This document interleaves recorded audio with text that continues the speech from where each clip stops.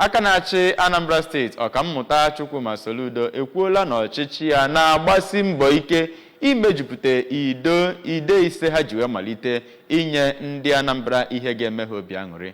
Gọvanọ nwekwara nkwadobe ya mgbe o zutere ndị sobu ọchịchị rituru alitu wee lụọ ọrụ dịka ndị ewere n'ọrụ ndọrọndọrọ ọchịchị nke nzukọ ahụ were ọnọdụ n'Ọkammụta Dorak nyere Women Development Center dị n'Ọka. Ejike Abana ga-akọla ka ya bụ nzukọ si wee jee.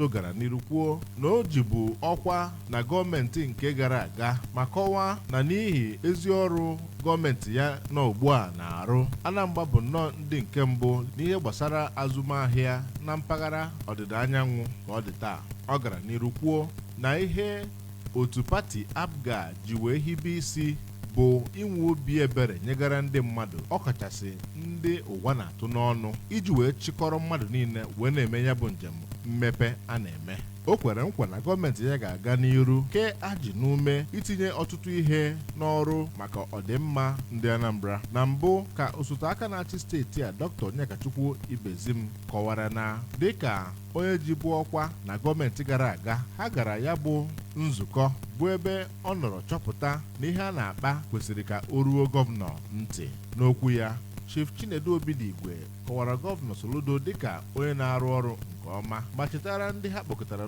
n'ọkwa n'oge gara aga na ọ bụ ha so wee jikọ aka ọnụ nye ya n'ọkwa. Ụfọdụ ndị n'ime ha gụnyere Chief Pen Obi nakwa Onyeka Mbaasọ kwuru na ọ bụghị ọrụ gọvanọ Soludo ịkwụ ha ego ntọrapụ, mana ha yọọ na ọ bụrụ na o nwere ihe enwere ike ime si mee ya.